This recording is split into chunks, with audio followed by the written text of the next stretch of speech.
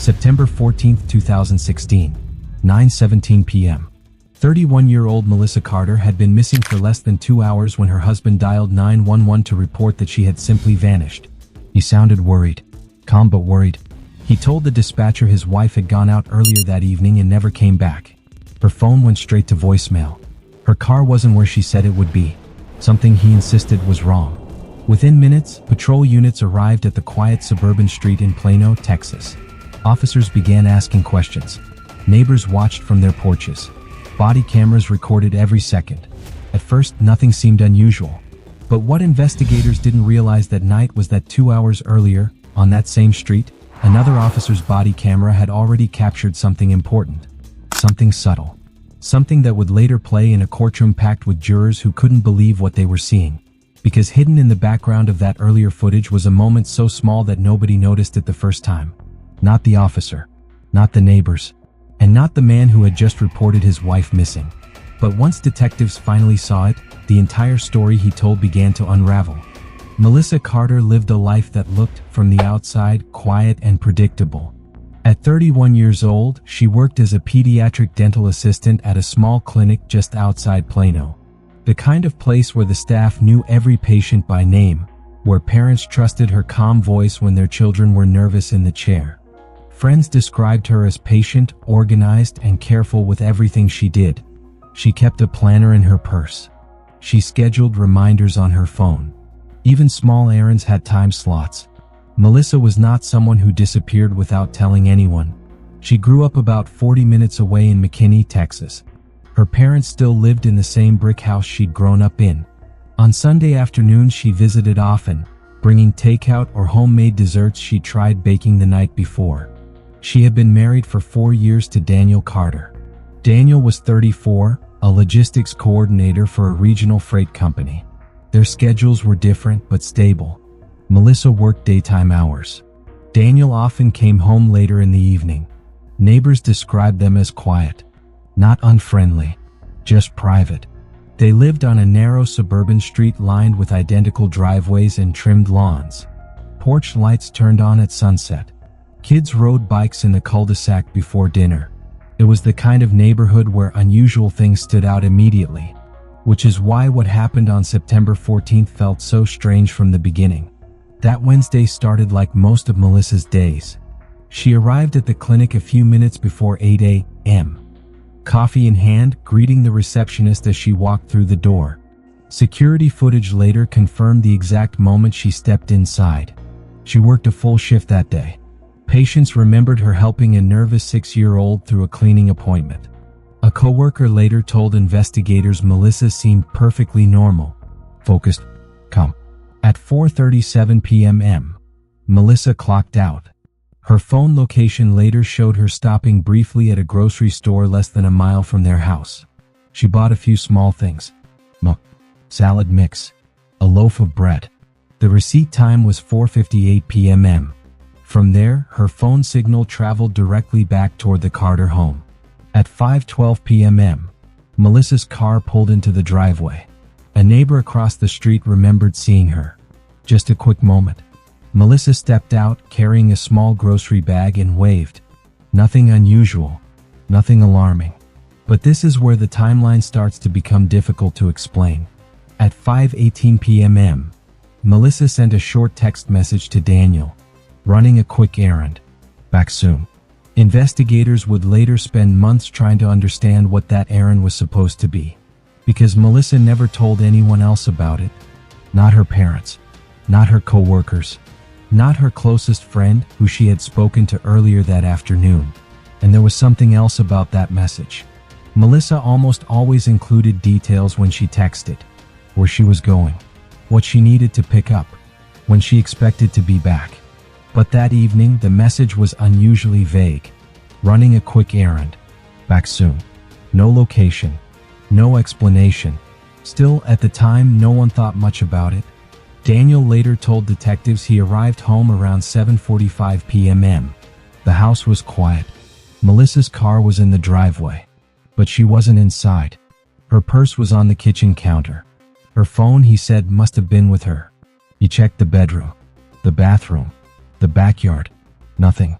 He told investigators he assumed she had stepped out briefly, maybe walking around the neighborhood, maybe visiting a neighbor.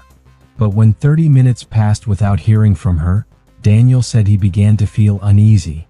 By 9:17 p.m., he called 911. The dispatcher asked routine questions. When was the last time he had seen his wife? Earlier that afternoon, he said. Was there any argument? No. Any reason she would leave voluntarily? Absolutely not. His voice remained steady through the call, concerned but controlled. And when the first Plano police officer pulled onto the street minutes later, Daniel was already waiting outside. What officers didn't know yet was that Melissa's disappearance had technically already been recorded, just not in the way anyone expected. Because earlier that evening at 7:06 p.m., another police unit had driven down the very same street. The officer was responding to an unrelated call, a minor disturbance reported 2 blocks away. As he passed the Carter home, his body camera recorded the quiet neighborhood. Driveways, parked cars, streetlights just beginning to glow. It looked completely ordinary, and the officer never even slowed down. But buried somewhere in that routine footage was a moment investigators would later replay again and again. A moment lasting only a few seconds. At the time, nobody noticed it, because everyone was looking at the wrong thing. And by the time Melissa Carter's husband reported her missing at 9:17 p.m., that tiny detail had already been sitting inside a police evidence server, waiting, unnoticed, for almost an entire year. When officers arrived at the Carter home that night, the situation initially appeared routine. A missing person report, a worried husband, a quiet neighborhood where nothing like this had ever happened before. Daniel Carter stood near the edge of the driveway, arms folded tightly across his chest as the first patrol unit pulled up. The officer activated his body camera before stepping out of the vehicle. Daniel began explaining immediately. Melissa had come home from work. He believed she ran a quick errand shortly after. When he returned from work around 7:45 p.m., she wasn't there. Her car was parked outside, but the house was empty. Inside, nothing appeared disturbed. Melissa's purse sat on the kitchen counter exactly where she normally placed it. The groceries she had bought earlier were still partially unpacked. Milk in the refrigerator. Bread on the counter. Detectives would later note something else. Her car keys were missing, which suggested she may have left the house on foot. The responding officers walked through the house, checking every room carefully. Closets, the backyard gate, the side yard between the houses. There were no signs of forced entry, no broken windows, no struggle. At 9:42 p.m., officers began knocking on doors along the street. Most neighbors had already noticed the patrol cars outside. Several stepped onto their porches to see what was happening. One neighbor across the street confirmed seeing Melissa earlier that evening when she returned from the grocery store around 5. But no one reported seeing her leave afterward. And no one reported seeing anyone unfamiliar in the area. It was quiet. Too quiet. By midnight, Melissa Carter was officially entered into the statewide missing persons database. The following morning, detectives from the Plano Police Department began building a timeline. They pulled Melissa's phone records. They requested nearby security footage. They interviewed coworkers, friends, family members. Everyone described the same person. Responsible, organized, predictable. Melissa Carter did not vanish without explanation, but the timeline offered very little.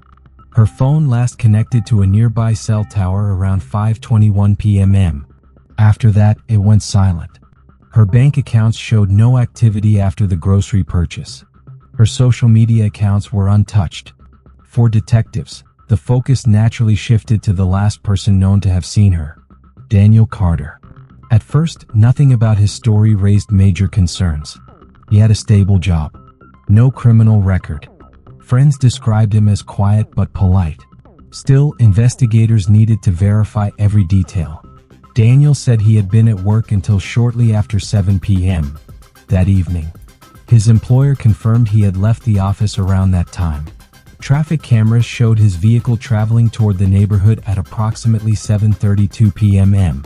At 7:45 p.m., A neighbor's security camera briefly captured his truck turning into the Carter driveway.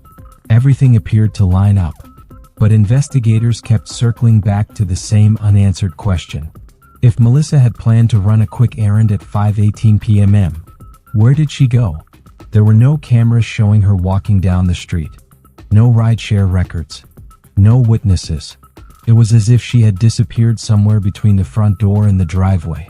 Weeks passed. Search teams combed nearby parks and drainage areas. Volunteers distributed flyers across the city. Local news stations covered the story. Daniel Carter appeared briefly in one televised interview. He stood beside Melissa's parents, thanking the community for support and asking anyone with information to come forward. His voice sounded steady, controlled. But detectives were still missing something. And without evidence of a crime, the investigation slowly began to stall. Then, months later, something unexpected happened. A detective reviewing patrol activity logs noticed something small in the department's records. At 7:06 p.m., the night Melissa disappeared, a patrol officer had driven down the Carter Street while responding to a disturbance call 2 blocks away. Normally that wouldn't matter. But the officer had been wearing a body camera, and that meant the entire drive down the street had been recorded. The footage had automatically uploaded to the department's digital evidence system that same night. At the time, nobody had reviewed it, because no one thought it was relevant. Still, investigators decided to check. The video begins with the officer driving slowly down the quiet residential street. The timestamp reads 19 hours 6 minutes and 14 seconds. Streetlights flicker on as dusk settles across the neighborhood. Children's bicycles sit abandoned on front lawns. Everything looks peaceful. The Carter house appears briefly on the right side of the frame as the patrol car passes. The officer continues driving without slowing. The footage lasts less than 40 seconds before the patrol car turns the corner and disappears from the street. For months, that video sat inside the case file. Detectives watched it once, then again, and again. At first glance, there was nothing unusual, just a patrol car driving past houses. But the more investigators replayed it, the more unsettled some of them became. Because something about the Carter driveway didn't feel right. They just couldn't explain why. And eventually, the case began drifting toward the same conclusion many missing person investigations reach when evidence runs out. Maybe Melissa left voluntarily. Maybe she needed space. Maybe she simply chose not to come back. But one person refused to accept that explanation. Nearly 11 months after Melissa Carter disappeared, a newly assigned investigator opened the case file and began reviewing every piece of evidence again from the beginning. Every statement, every timestamp, every second of video. And when he reached that 40-second body camera clip from 7:06 p.m., he noticed something no one else had seen. Something so small it occupied less than a corner of the frame. Something that directly involved the man who reported his wife missing. And once investigators understood what that moment meant, Daniel Carter's story stopped making sense entirely. By the summer of 2017, the case of Melissa Carter had grown quiet. Nearly a year had passed since she disappeared from her home in Plano, Texas. Search efforts had slowed. Media coverage had faded. And the investigation had reached the point detectives know too well, where every new lead circles back to the same empty questions. But that changed when Detective Aaron Delgado was assigned to review the file. Delgado had a reputation inside the department for something simple but powerful. He never assumed the first conclusion was the right one. When he opened the Carter case, he started where many investigators begin when a case grows cold. He ignored the summaries and went directly to the raw evidence. Phone records, interview transcripts, camera footage. He spent hours reconstructing the timeline minute by minute. Melissa arrives home at 5:12 p.m. She sends a vague message at 5:18. Her phone signal disappears shortly after. Daniel arrives home at 7:45. He calls 911 at 9:17. Everything in the file suggested the same theory investigators had already explored for months. That Melissa left the house sometime after 5:18 and vanished somewhere outside the property. But Delgado couldn't stop thinking about something else. If Melissa walked away from the house, someone should have seen her. The Carter home sat on a narrow street where multiple houses had security cameras facing the road. Yet none of those cameras showed Melissa leaving. It made no sense. So Delgado returned to the piece of evidence most investigators had already dismissed. The patrol officer's body camera footage from 7:06 p.m. The clip lasted just 38 seconds. A routine drive down the Carter Street. The officer never even slowed down. Most detectives had watched it once or twice before deciding it contained nothing important. But Delgado believed something had been missed. He dimmed the lights in the evidence review room and played the video again. The timestamp appears in the corner. 19 hours 6 minutes and 14 seconds. The patrol car rolls slowly down the quiet street. Streetlights glow against the early evening sky. The Carter house comes into view on the right side of the frame. At first, nothing looks unusual. But Delgado pauses the video, rewinds, plays it again. This time he isn't looking at the driveway. He's looking past it, near the edge of the garage door. There, for less than 2 seconds, something moves. A shadow. A person. Barely visible in the corner of the frame. Delgado freezes the image. Zooms in. At first the image looks like nothing more than blurred motion. But as the frame sharpens, the shape becomes clearer. A man standing near the rear of Melissa's car. The trunk is open, and the man is leaning inside. Delgado watches the footage again, this time frame by frame. The patrol car passes the Carter house. For just a moment, the officer's headlights illuminate the driveway. And in that instant, the man standing behind the car turns slightly toward the light. His face becomes visible. It's Daniel Carter, standing in his driveway at 7:06 p.m. 2 hours before he called police to report his wife missing. The discovery changed everything. Because Daniel had told investigators he didn't arrive home until 7:45 that night. But here he was, clearly visible on a police body camera nearly 40 minutes earlier. And he wasn't just standing in the driveway. He was lifting something into the trunk of Melissa's car. Something heavy enough that he had to brace himself against the bumper. Detectives immediately re-examined the timeline. Traffic cameras that investigators had previously overlooked now became critical. When they pulled additional footage from a nearby intersection, they found Daniel's truck driving toward the neighborhood at 6:41 p.m., not 7:32. His original statement had been wrong by nearly an hour. Then investigators returned to the Carter driveway. This time they focused on Melissa's vehicle, the same car Daniel had been leaning into in that body camera clip. Forensic teams processed it again more carefully than before. Inside the trunk, they discovered faint traces of blood that had been missed during the initial search. The samples were small, but the DNA matched Melissa Carter. The evidence now told a very different story. Investigators believe Melissa returned home at 5:12 p.m., just as the timeline showed. At some point after sending that text message at 5:18, an argument occurred inside the house. The exact details may never be fully known, but sometime before 6:41 p.m., Melissa Carter was already dead inside her own home. Daniel Carter returned earlier than he had claimed. He moved her body into the trunk of her car. And at 7:06 p.m., just as he was finishing, a patrol officer happened to drive down the street. The headlights briefly illuminated the driveway, and the officer's body camera quietly recorded the moment. A moment Daniel Carter likely believed no one had seen. But that 2-second glimpse would later become the most important piece of evidence in the entire case. Faced with the footage, Daniel's story collapsed. In August 2017, nearly 11 months after Melissa disappeared, Daniel Carter was arrested and charged with her murder. During the trial, prosecutors played the body camera footage for the jury multiple times. Each time, the courtroom grew silent. Jurors watched the moment the headlights sweep across the driveway, watched Daniel turn toward the light, watched him leaning into the trunk of the car, the same car that later contained Melissa's blood. The defense argued the footage was unclear, that the object in the trunk could have been anything, but the timeline told a different story. The phone records, the traffic cameras, the forensic evidence, and that tiny moment captured on a passing officer's body camera. A detail so small it had been overlooked for nearly a year.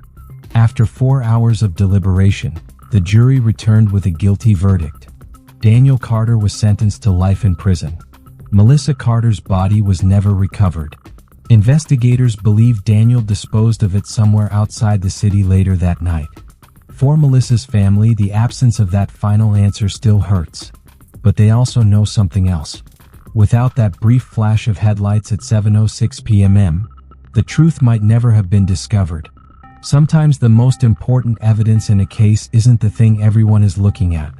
It's the thing no one notices. The corner of the frame. The background detail.